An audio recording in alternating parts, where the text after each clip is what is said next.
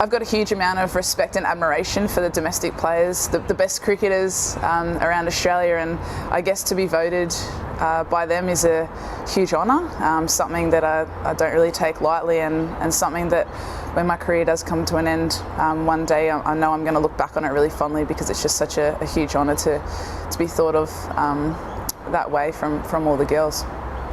Perfect. This is more generally. Can you talk about why player-voted awards are so special?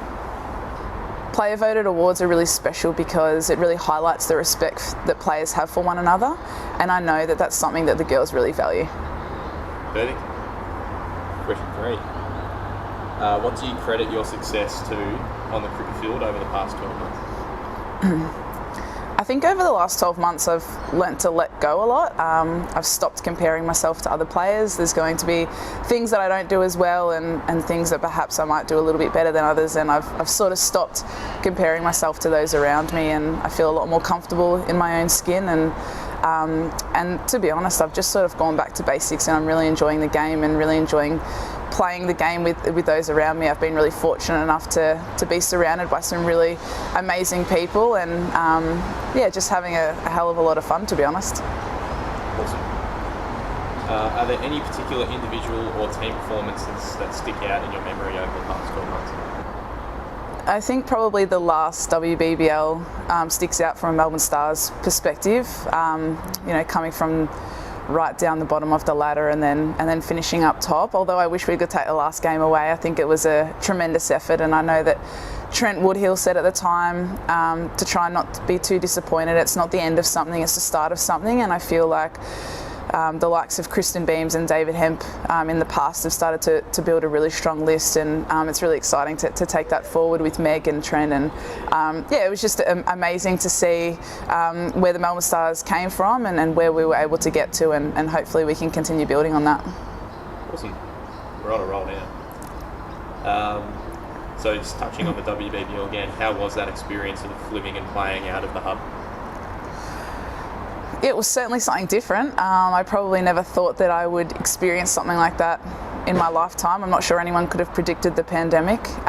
It was really challenging, but I really credit the players for their commitment and flexibility around getting a full domestic season ahead, which is something that we can all be extremely proud of, and also really thankful to Cricket Australia and the ACA for having the support to be able to do so. So although it was really challenging, really fortunate enough to be in this position. So we'll touch on WNCL now. So with starting back up again, why is that competition so important to Australian cricket?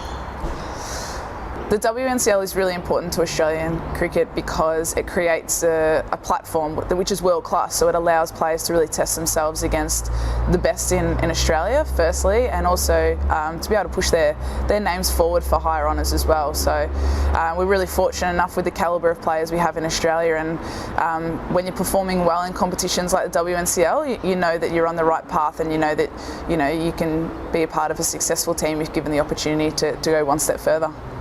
Awesome. Can you talk about the players' commitment and flexibility to ensure a full domestic season is played this summer? Yep. The flexibility and the commitment from the players this season has honestly been second to none. There's a lot of girls that are juggling a lot of things outside of cricket with part-time work, study, family commitments. So along with the commitment from the ACA and CA as well, to get a full domestic season on the books is a real testament to everyone. And it's really important to continue to push the game forward. Perfect. Final one. During the season, the ACA committed $3 million to enhance economic support, wellbeing support and family access for players. Can you talk about what it's like to have that support, both on and off the field, from the ACA? Yeah. I think it's no secret anymore that when athletes are happier off the field, that it translates to better performance on the field, and the commitment that the ACA have shown around the support of players' wellbeing and seeing the players as people first and players second is something that's really exciting, and I know that the girls are really appreciative of having that support off the field.